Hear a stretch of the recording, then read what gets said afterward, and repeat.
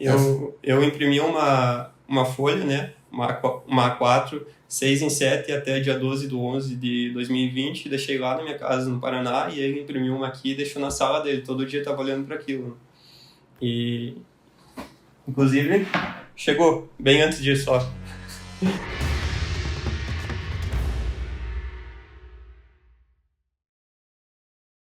Aqui é o Érico, numa conversa com alunos e alunas da fórmula de lançamento que fizeram mais de R$100 mil em 7 dias, no podcast Faixa Marrom.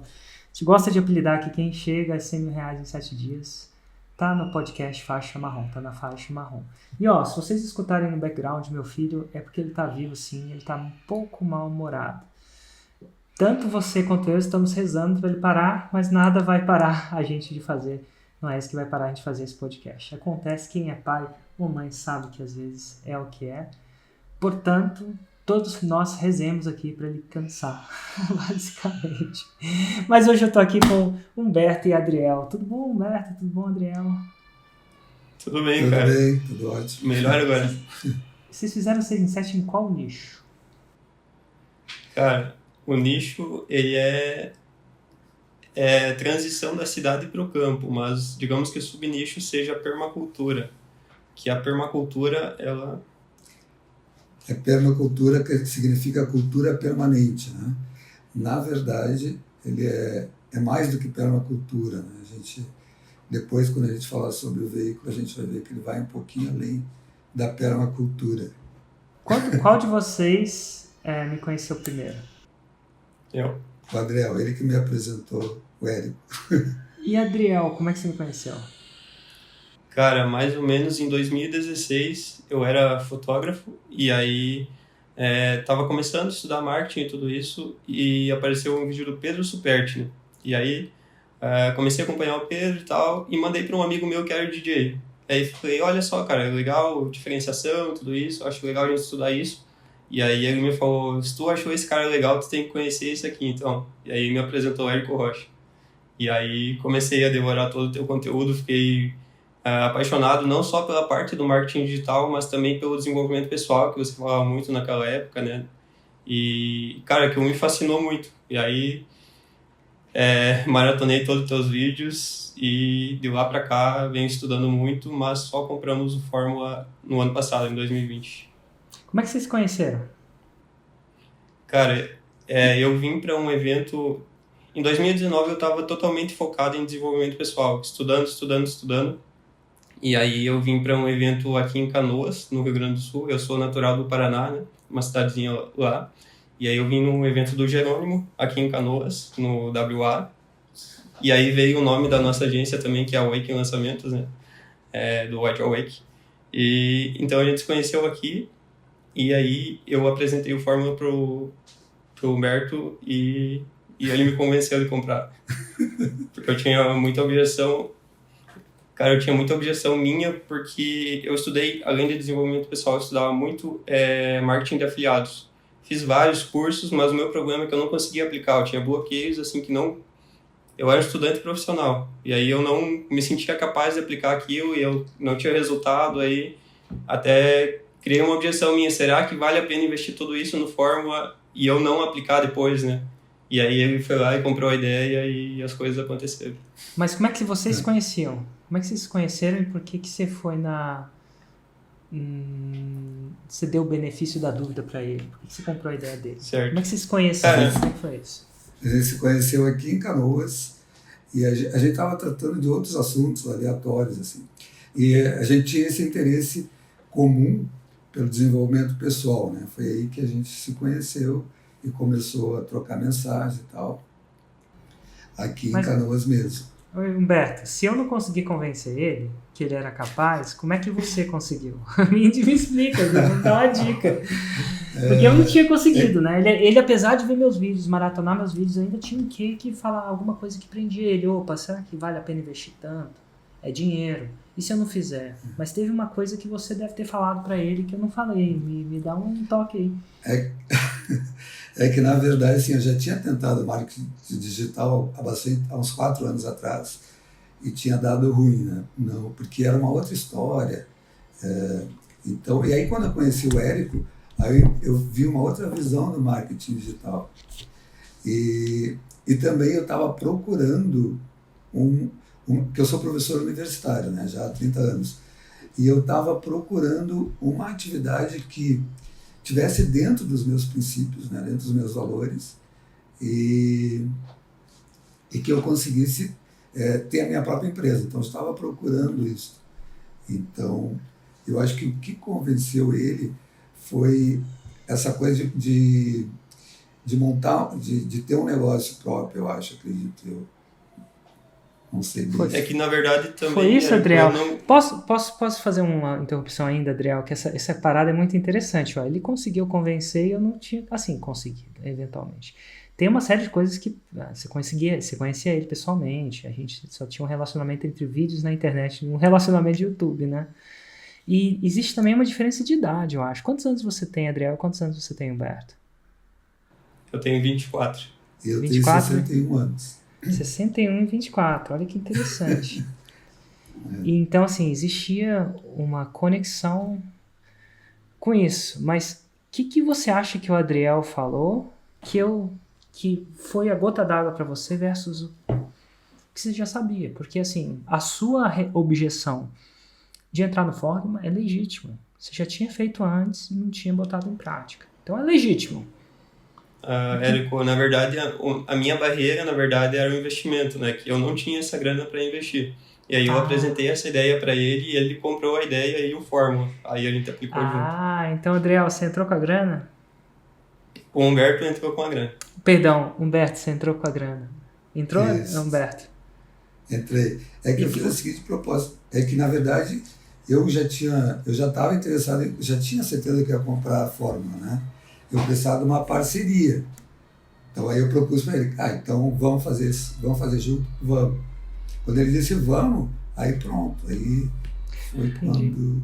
E o que você esperava, e é só uma análise, né? Porque eu acho que muita gente passa pelo que vocês passaram e a chance dele se identificar. O que é que você viu no Adriel que ia te complementar? Por que você resolveu botar a grana toda? O que é que você via nele, na época? Não agora, o que você vê, né? Mas na época, o que te dizia? O que a sua vozinha na sua cabeça te dizia? Eu vi que ele tentava várias coisas e não executava aquilo, né? Ele ficava... mas o que eu vi nele é que ele tinha bastante capacidade de estudar. Ele estava estudando bastante, então ele tinha já uma... a gente percebia nele a vontade de fazer a coisa, só ele não conseguia executar aquilo, não conseguia pôr em prática. Então eu percebi ele tinha tudo para... E aí ele ficava focado em coisas pequenas, tipo afiliado, tipo não sei o que, entendeu? Focava muito nas coisas pequenas. Ainda hoje a gente conversa sobre isso, quando ele está focando no pequeno, ao invés de focar no grande, né?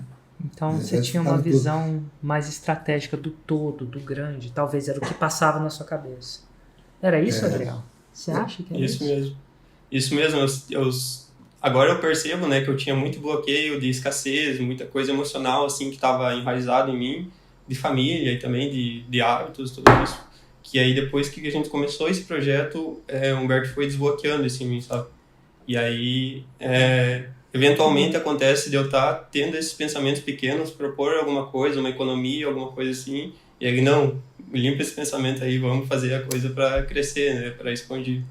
E deixa eu entrar nessa parte também, porque eu acredito que assim como você teve ou tem manifestações desses bloqueios, muitas pessoas têm. Se a gente conversasse, de repente elas conseguem, de uma perspectiva diferente da minha e do Humberto, saber desses bloqueios. Você falou a palavra, eu tinha bloqueios que você rotulou de bloqueios de escassez.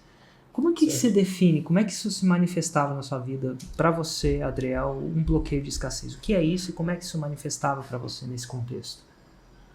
Cara, eu venho de uma família bem humilde, né? Minha mãe é empregada doméstica, meu pai trabalhava de carpinteiro e tudo isso, então, desde cedo, nunca faltou comida, nunca faltou nada assim, mas eu nunca tive um conforto, digamos assim. E aí, então, eu vinha com essa ideia de pensamento, por exemplo, na hora de comprar a Fórmula, eu achava que era um investimento muito alto, mesmo eu sabendo o retorno que poderia trazer para mim, mas eu não me sentia confortável. Digamos que se eu tivesse esse dinheiro na época, eu não sei se eu compraria, entende? É esse tipo de pensamento, porque eu acreditava na fórmula, eu via os testemunhos, eu acreditei desde o começo. Mas chegava no momento de colocar a grana, aí eu dava um passo para trás. Tem uma parada muito interessante, não do ponto de vista religioso, tá? Definitivamente. Vamos falar do ponto de vista mais histórico da coisa. Tem uma parábola que uma vez eu estava sentado numa mesa e eu não sou muito religioso. Não sou muito. Eu sou católico, né? Eu sou batizado, católico. Mas eu não lembro a última vez que eu fui à missa. Então, daí vocês entendem, não sou aquele católico praticante, não. Tive a formação. E às vezes, muitas pessoas da faixa preta são cristãos. Nada de certo, errado. E às vezes eu estou jantando com eles. E de vez em quando eles sentam junto. E quando eu sou meio minoria, eles conversam entre si no dialeto deles. Eu costumo dizer no dialeto deles. Eu acho que eles falam em si entre parábolas, né? E um dia eu estava numa mesa com um cara que é super cristão, chama Granville. Não sei se já ouviu falar dele já? Já entrevistei ele no podcast Faixa Preta. Quem não viu, tá lá uma entrevista. Ele foi o maior primeiro lançamento que eu conheci. O primeiro lançamento dele foi 6 milhões de reais, não de dólares. E eu conto a história desse primeiro lançamento dele, por que isso aconteceu. E ele é muito religioso, muito. E ele estava sentado na frente de um outro cara que também é um grande amigo meu, chama Beto Pinheiro. Enfim, Beto Pinheiro também é muito religioso. E aí eu sento e eu me divirto, assim, porque eles só conversam em parábola. Numa dessas parábolas, que ele conta um pro outro, eu só escutando. Eles contam a parábola dos talentos, que uma vez um cara deu 2 talentos para 3 pessoas. Acho que foi 3 pessoas, eu não conheço. Aí o primeiro foi lá, investiu os talentos e voltou pro senhor e... Olha, tá aqui seus 2 talentos, eu tenho mais talentos. E talento era a moeda da época. Aí o outro foi lá e perdeu os talentos. O senhor não ficou bravo, não. Tá tudo bem, perdeu o talento, acontece. Só que o último pegou e entregou de volta os 2 talentos dele. Falei assim, cara, o que você fez? Eu falei assim, não, fiquei com medo de perder e enterrei. Enterrei os talentos, porque eu nunca tive dinheiro assim, né? Eu não sei se... Quem é da parada entende, deve ter achando, é sério, contou a parada tudo errado. Mas eu tô contando a história que 2 caras cristãos contaram pra mim e eu tô repetindo pra você, eu achei muito massa. E aí eu pensei, o Granvas que me contou, o Granville, a gente chama ele carinhosamente de Granvas, ele falou assim, cara, o cara que enterrou os talentos levou um sarrafo do cara, como já se viu, te deu um negócio pra investir. E às vezes na mentalidade de escassez é assim, a gente está tão escasso, tão com medo, que a gente deixa de gastar até aquilo que é um investimento. E aquilo é a nossa bênção e nossa penitência, porque a nossa bênção, porque evita que a gente morra, né? Você sobrevive. Mas é uma penitência porque também evita que a gente cresça. Porque o crescimento vem dos gambitos, dos sacrifícios, né? De sacrificar alguma coisa em prol de um potencial outro. Muito falado nos jogos de xadrez, o Gambito da Rainha. Não sei se vocês já assistiram essa série na Netflix, Gambito da Rainha. Gambito da Rainha é uma série muito boa no Netflix, inclusive, que é uma jogadora mulher que é muito boa de xadrez e ela faz um gambito. Gambito é você sacrificar uma peça em prol de outra coisa. Então você pede material, né? Deixa o cara pegar seu cavalo, deixa o cara pegar sua torre. E você faz isso porque você tem uma estratégia por trás. Alguma coisa melhor. Você vai ganhar velocidade, vai ganhar espaço. É um estratégico. E a rainha é a peça mais poderosa do tabuleiro. Então, quando o cara te oferece a rainha em sacrifício, um gambito, você tem que pensar 2 vezes. Cara, o que ele tá... Entendeu? Mas assim, o gambito é uma espécie de risco. Porque você pode gambitar a sua rainha e perder o jogo. Falar, quer me dar rainha? Me dá aí que eu quero ver. Entendeu? Então, assim... E aí, naquela época, a escassez é um cara que não gambita. Não sacrifica. E aí, isso dá, talvez, sobrevivência. Morrer você não ia, porque você ia segurar tudo. Mas não dá crescimento, né? Era isso. E aí o Humberto vinha, não, cara, vamos gambitar, é 6 mil reais, mas tem um upside, né? Tem uma luz no fim do túnel, potencial, inclusive é um risco, né? O gambito é um risco. Ele gambitou dinheiro por um conhecimento. Olha que interessante, no caso. Mas eu tô falando, você não falou só, eu acho que muita gente sofre com essa escassez. E você não falou só que você tinha crenças de escassez, não, você falou alguma outra coisa. Tinha alguma coisa... Quais eram? Era escassez, você falou uma outra. Crença de capacidade também, né? Porque eu não conseguia aplicar as coisas que eu vinha estudando. Tava com medo, né? E isso aí é normal, mas você falou uma outra palavra também, você lembra? Eu anotei. Não lembro. Eu acho que você falou alguma coisa com família. Alguma coisa com família. O que é essa parada? Uma crença nada de família. O que era isso? É essa escassez que já vem da família, né? De sempre, ter que economizar aqui, não pode gastar com isso, não pode isso, entende? Então acho que isso vai moldando, né? Pode gambitar. Quem gambita demais morre, né? Quem gambita demais morre. Quem gambitar é pecado. Não é falado assim, né? Mas é mais ou menos. Não gambita. Não gambita. Não há... Então você fica sempre na... Aquele jogador de futebol que só joga na retranca, né? Não ataca. Porque para atacar, o que você tem que fazer? Você tem que gambitar. Você tem que abrir a defesa. Ninguém ataca. Por isso que é o perigo do contra-ataque. Né? É um perigo contra-ataque. Muita gente perdeu o jogo por causa do contra-ataque. Então eu não vou atacar, porque eu vou ficar aqui na defesa. Só que quem só fica na defesa sou técnico de futebol, mas não ganha campeonato. Então tem um gambito de você acreditar. Entendi. Bom, enfim, então a dupla Humberto e Adriel eventualmente entram na fórmula. Quando vocês entraram, vocês já sabiam que ia lançar naquele momento? Não. A gente entrou em fevereiro, né? Daí a gente estudou a fórmula, fizemos o resumo separados, ele lá no Paraná e eu aqui em Canoas. Aí a gente fez o resumo, que nem é recomendado, faz dos 5 primeiros módulos, né? Fizemos, refizemos e discutimos sobre ele. E depois, aí a gente chegou à conclusão, primeiro a gente ia nos lançar, né?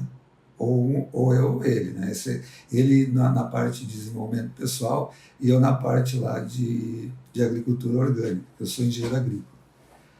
Aí a gente pesquisei lá sobre agricultura e tal, agricultura orgânica, não vi muitas possibilidades. A gente chegou à conclusão de que o melhor... e a gente colocou uma meta. Até o dia 12 de novembro, que era antes do FL ao vivo, nós teríamos que fazer os 6 em 7. Essa foi a nossa meta. Uma outra estratégia também que a gente fez é que quando a gente comprou o Fórmula, nós já compramos o ingresso para o evento ao vivo, para a gente se obrigar a trabalhar para chegar aos 6 em 7 e chegar lá. A gente já criou essas... Eu imprimi uma folha, né? Uma A4, 6 em 7 até dia 12/11 de 2020, deixei lá na minha casa no Paraná e ele imprimiu uma aqui e deixou na sala dele. Todo dia eu estava olhando para aquilo. E, inclusive, chegou bem antes disso, ó. Tá na mão o troféu. Chegou muito antes do dia 12 de novembro. Que legal, cara. Você imprimiu, você visualizava, você motorou. Você se comprometeu, mesmo ali que você motoramente fez a parada, criou existência. Deixou a existência. E antes mesmo da gente definir se a gente ia lançar um curso nosso ou se ia buscar um expert, nada disso, a gente já fez como recomendado no Fórmula, já marcar a data dos lançamentos. Então a gente fechou, se eu não me engano, foram 6 ou 7 lançamentos antes dessa data do dia 12 de novembro, porque a ideia era faturar isso, ter isso como saldo para tirar print, para no dia 4, 5, 6 de dezembro a gente subir no palco e pegar o troféu. No caso do evento ao vivo no presencial, né? Mas aí mudou, mas está aqui de qualquer forma. Então a gente já marcou de 2 em 2 meses no lançamento. Então já fizemos que legal. Ainda sem exatamente saber o produto. Sem ter nenhum expert. Primeiro a gente definiu que ia procurar um expert, né? E aí a gente listou 10 experts e fomos atrás dos 10 experts. E não rolou. É porque eu fui naquela ideia, né? De buscar alguém que tinha audiência, entrar em contato, tentar oferecer alguma coisa e a gente não tinha experiência nenhuma com isso, né? Então ninguém quis. Pessoas que tinham 100 mil inscritos no YouTube, esse tipo de coisa. E aí então... Aí então eu entrei em contato com um expert que eu já conhecia, né? Que era meu contato do Facebook. Na verdade, eu Ele é um professor que ele dá curso presencial e eu já tinha trazido ele para dar aula aqui na universidade, para dar uma palestra aqui na universidade. Então, e depois que eu trouxe ele para dar uma palestra aqui na universidade, eu fui lá no espaço dele, fiquei os 3 dias lá ele dá curso presencial e com hospedagem e tudo. Eu fiquei lá os 3 dias com um grupo de pessoas, então eu já tinha esse contato. Aí eu entrei pelo Facebook mesmo, eu teclei com ele e disse, olha, a gente está lançando curso online, E aí ele disse assim, mas tu está querendo me lançar? Eu disse, é isso mesmo, estou querendo te lançar. E ele disse, pois eu tenho pensado em fazer isso já há um ano, mais de um ano que a gente está tentando e tal, procurando fazer e não deslanchou ainda. Eu digo, então vamos fazer. E aí topou. Isso aí foi em março, início de março. Início da pandemia também. E qual que era a área de expertise dele? É permacultura, especificamente. Agora você vai ter que me explicar o que é essa permacultura. Porque é o seguinte, quando eu vou falar que foi interessante, né? Eu recebo um resumo de vocês aqui. Dá o link da live, quem é você, assim, mais ou menos, para eu direcionar, assim. Se eu tiver um pouco da bio de vocês, eu vou conseguir direcionar melhor, né? E aí ele falou, nome, Humberto Duarte e Adriel Luiz. Nicho. Tá escrito aqui, permacultura. Só que a gente tende a aproximar aquilo que a gente vê do que a gente conhece. Eu juro que eu li espermacultura. Eu falei, já apareceu muito nicho estranho aqui. CSI. Aí eu falei, como é que é? Permacultura. E aí eu lia, por mais que eu sou meio um pouco ruim de ler, não sei se é disléxico a palavra, mas meu cérebro tem trocam algumas coisas cognitivas. Eu tenho algumas coisas cognitivas. E eu lia e falava, espermacultura. Cara, por que eles cultivam esperma? E aí depois eu falei, não pode ser. Eu li de novo, tava perma. Eu falei, mas o que é permacultura? Então, Humberto, pelo amor de Deus, explica o que é uma permacultura, não espermacultura. Isso eu sei. A permacultura significa cultivo permanente, né? Que é um cultivo, uma cultura. A gente chama cultivo de cultura, né? Mas é um cultivo permanente. É mais do que só que a permacultura é mais do que o cultivo, ela é a cultura permanente. Então, é o plantio, além do plantio, é toda a organização da produção rural. Então, é gerenciar os recursos naturais. A agricultura orgânica é uma parte, por isso que o nicho agricultura orgânica ele é uma parte, né? Porque, na verdade, são várias agriculturas. Ele se fundamenta na permacultura. E o curso que a gente criou também, ele vai além da permacultura. Isso que é legal. Depois, o veículo, a gente foi além da permacultura. Né? Peraí, o que não é permacultura? Me dá um exemplo de não permacultura. O que não é permacultura meu pai planta eucalipto. Ele tem permacultura? Oi? Meu pai tem uma roça. E ele planta eucalipto. É permacultura ou não é? Não é. Por mais assim que use as técnicas da agricultura, primeiro, por mais que eles usem as técnicas da agricultura orgânica, que não tem agrotóxico, a permacultura é mais ampla, é a organização da propriedade, o gerenciamento, racionalizar os recursos humanos, inclusive, por exemplo, ele vai colocar próximo da casa dele aquelas atividades diárias, tipo tratar dos animais, tem que estar próximo para ele não gastar energia, não gastar muito trabalho, né? Para ele ter menos trabalho. Por exemplo, para ficar bem claro, assim, na bioconstrução, tu constrói a casa com os materiais naturais dali. Aí depois tu destrói a casa e tu planta em cima. Não tem nada agressivo, entendeu? Basicamente é você usar a natureza a teu favor sem agredir a natureza. E aí entram várias coisas dentro disso, né? A bioconstrução é uma delas. Outra coisa é você reaproveitar a água da chuva, reaproveitar a água como um todo. É sempre trabalhar... a natureza sem agredir ela, entendi. Uma cultura. Exatamente. Porque ele pode usar a natureza e agredir ela. Um minerador provavelmente faz isso, né? Então, a agricultura convencional faz isso, né? Usa agrotóxicos. Bom, e esse seu amigo de Facebook, no caso até então, que você foi lá passar um tempo lá, ele era um cara expert em permacultura.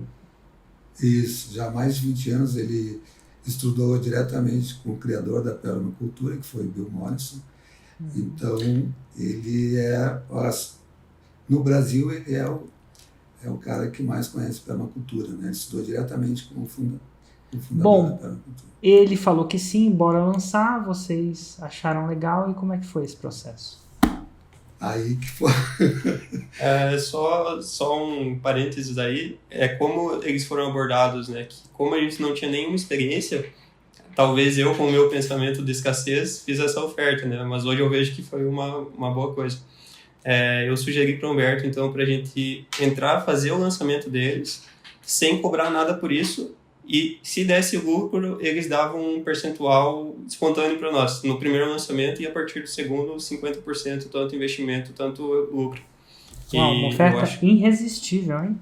Isso. Aí já veio a minha objeção, né? Porque eu estou acostumado com o trabalho formal, assim. Eu trabalho há 30 anos com a mesma coisa, Então, para mim, foi difícil aceitar aquilo ali, trabalhar de graça, né? Por quê? Então, a ideia veio dele, essa ideia. E aí a gente trabalhou de graça, realmente. Foi a oferta irresistível, veio dele. Total. E aí, seu amigo falou que sim? Falou que sim, e aí a gente foi implantando, né? Começamos em março, as reuniões, então, semanais, né, pelo Zoom. Eu não conheço eles pessoalmente até hoje.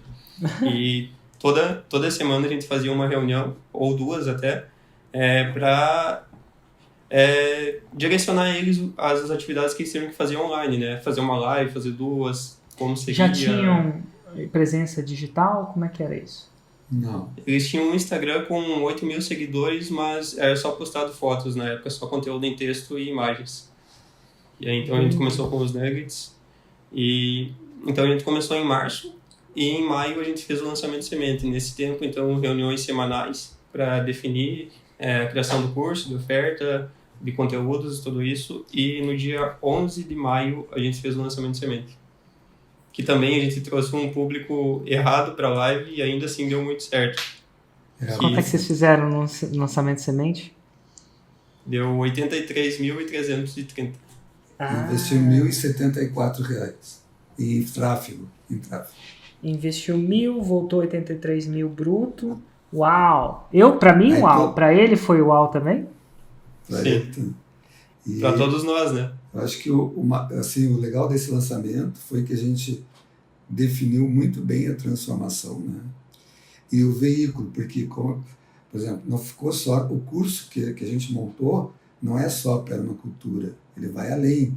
Ele usa fundamentos da agricultura biodinâmica, usa fundamentos da agricultura natural, de outras agriculturas. Então, na verdade, ele se tornou um método dos nossos experts praticamente, né? Então a gente não definiu assim, vamos fazer um curso de permacultura. Não. É um curso cuja transformação ajuda alguém que mora na cidade a ir para o campo, né? Então ele não ficou na técnica, no veículo da permacultura. A gente até evitou de falar da permacultura porque a gente percebeu assim, que tinha muitas pessoas da permacultura que eles não estavam dispostos a pagar para ter um conhecimento. Porque existe uma cultura dentro da permacultura de trabalho voluntário, né? A pessoa faz um voluntariado em um sítio, numa fazenda que trabalha com permacultura, em troca de hospedagem e alimentação, mas eles não estão acostumados a pagar por um curso ou a pagar por um conhecimento sobre isso. Então, a gente evitou de usar essa palavra para atingir mais pessoas e para não ter essa objeção também, né? Que legal. E aí, primeiro lançamento, quase 6 em 7... Tocou na trave, quase na trave. Isso que a gente trouxe o público errado ainda. Mais ou menos, né? Porque o tema da live era 5 princípios da permacultura para enfrentar o caos e criar novos futuros, que é uma ideologia deles. E o que a gente estava vendendo é viva no campo. Então, estava meio desconecte, né, o tema ali, mas ainda assim deu muito certo. Que massa. E como foi o segundo lançamento? Cara... Então, aí surgiu uma pulga atrás da orelha, né, nesse primeiro, que deu tão certo, aí, em mim principalmente, na minha escassez, né. Cara, isso foi uma demanda reprimida, eu acho difícil que a gente vai conseguir um resultado melhor no próximo, né. Nem no primeiro o Adriel não acreditava que a gente ia conseguir nada. No primeiro, não acreditava no Eu primeiro. pensava, cara, será que tem alguém que vai pagar por um curso para ir morar na roça? Tipo, era esse o meu pensamento no começo, né? E depois eu vi que eu estava totalmente errado, que tem muita gente buscando essa transformação, né? Sair das grandes cidades, do caos, do tumulto, das filas, para ir morar com tranquilidade no campo, né?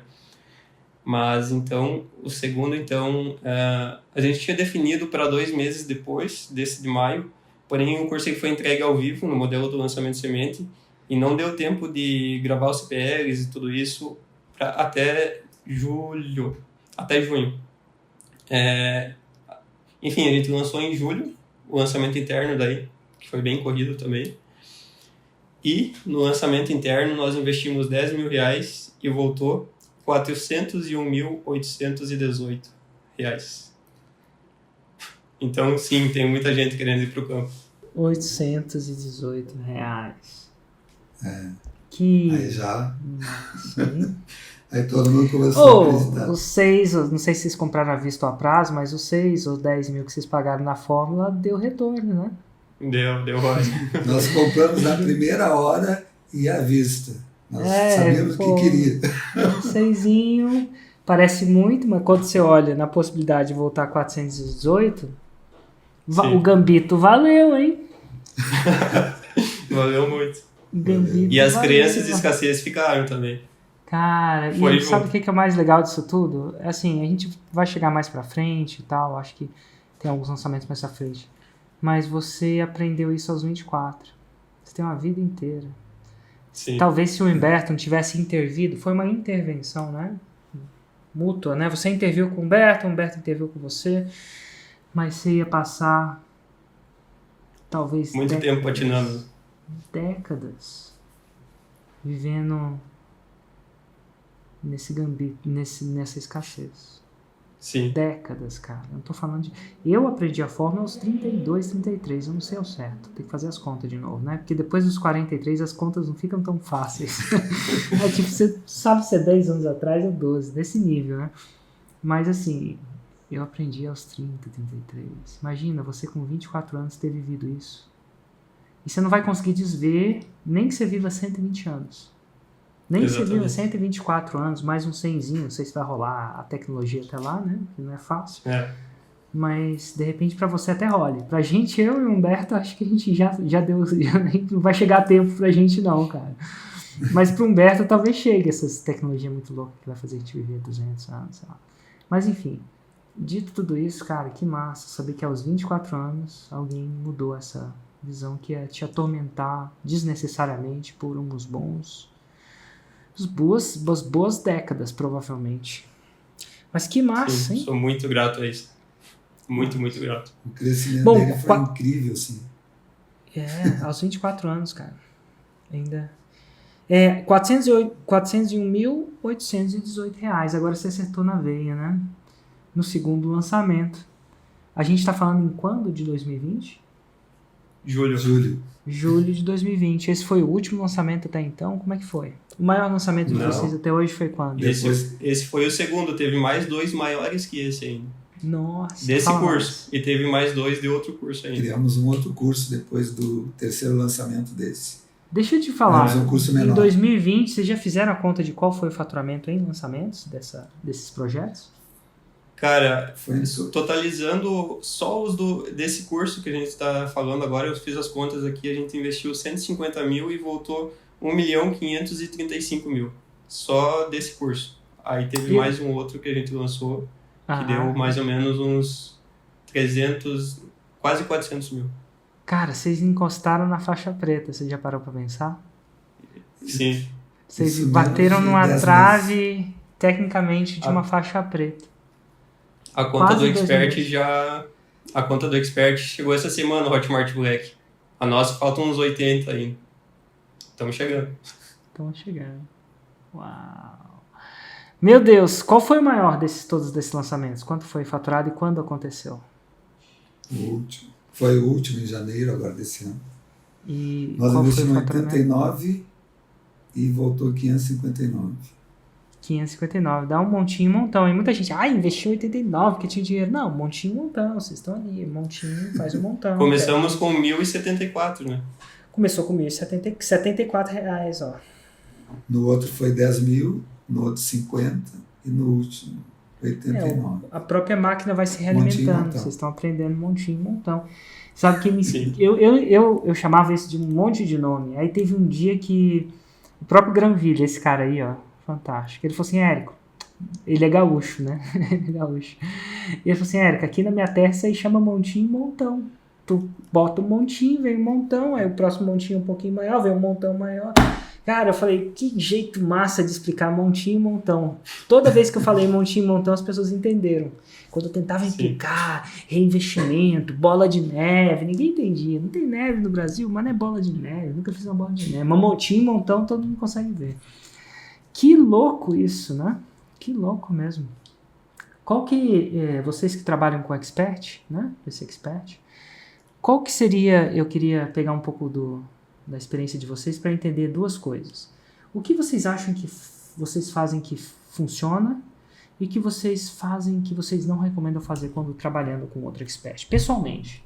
Porque vocês, na prática, têm um projeto de sucesso. Assim, Cara, em inglês é os do's and don'ts, os sims e os nãos na hora de trabalhar com expert. Como é que é? Fala algumas coisas que, ó, isso funciona, isso pra gente não. O que conectou muito a gente foi os nossos valores com os do Expert, né? Que os nossos valores, ideologia de vida e tudo isso se conectou muito. Então, acho que esse foi um dos pontos principais para dar tão certo essa parceria, né? Quais são os valores que conectaram os seus, que conectaram com Eles vocês? são vegetarianos, nós também, a gente acredita numa agricultura saudável. Então, está dentro dos nossos princípios, né? Tem essa parte de desenvolvimento humano também, que eu já estudava muito. Eles falam sobre isso relacionados à natureza, mas é mais ou menos a mesma coisa. E a energia também, né, cara? A gente acredita muito nisso e conectou muito. Acho que foi muita sincronia essa nossa parceria e tá dando tão certo. Que massa. Massa. E o que você não recomenda quando está trabalhando com outro expert? Ó, Érico, isso aqui é uma coisa que eu não recomendo. Cara, eu acho que a gente tem que se posicionar sempre como um parceiro, né? E não como um empregado do expert, né? Então, a gente sempre se posicionou assim e eu acho que funcionou muito. Então, eu acho que talvez se fosse buscar outro expert, a gente iria desde o começo se posicionar, né, como um parceiro que está ali para somar no projeto e não para trabalhar para a pessoa, né? Faz sentido isso. Eu só tô lembrando de uma coisa que me saltou a cabeça. Sabe quando você tem uma coisa que salta assim, saltou. Aí, Humberto, a oferta irresistível do Adriel funcionou. Funcionou, meu. Quando foi um gambito legal, né? Ele falou assim, cara, o primeiro eu trabalho de graça pra você ver. E o segundo a gente divide meio a meio. Pouquinho. Na minha cabeça não ia entrar isso aí, nunca. Na minha cabeça não entraria. Que gambito, hein, Adriel? Um foi gambitando uma coisa, outro gambita outra. Um gambito uma coisa, e foi um gambito, porque podia ter dado errado. Você sacrificou o seu tempo e botou o risco nas costas suas, o tempo inteiro, assumiu um risco. Deixou uma oferta, sim. É o que a gente chama da oferta irresistível, que se ele resistisse a essa, não sei por quê, não faltaria-me lógica para entender. Podia ser uma coisa pessoal, podia ser, mas enfim, logicamente não poderia resistir uma oferta dessa. E eu também literalmente joguei meu chapéu do outro lado do muro, né? Quando eu comecei esse projeto, que eu larguei tudo assim que eu tava fazendo para focar nisso, né? Porque senão ele ia não escolher, né? Continuar. E na verdade eu nem tava pensando em retorno assim no primeiro. Eu queria mesmo a experiência, eu queria ver uma página funcionando, eu queria ter uma página de cadastro ali que eu colocasse o e-mail, que desse certo, sabe? E a primeira vez que eu fiz isso, sim, cara, tô fazendo um lançamento e aí caiu a ficha de verdade pra mim. E era essa experiência assim que eu tava buscando pelo primeiro lançamento, né? E aí o universo me trouxe muito mais coisas. E isso deixa por água a crença limitante que você precisa ter sucesso em lançamentos para ter um bom cliente de lançamento. Você precisa ter necessariamente sucesso.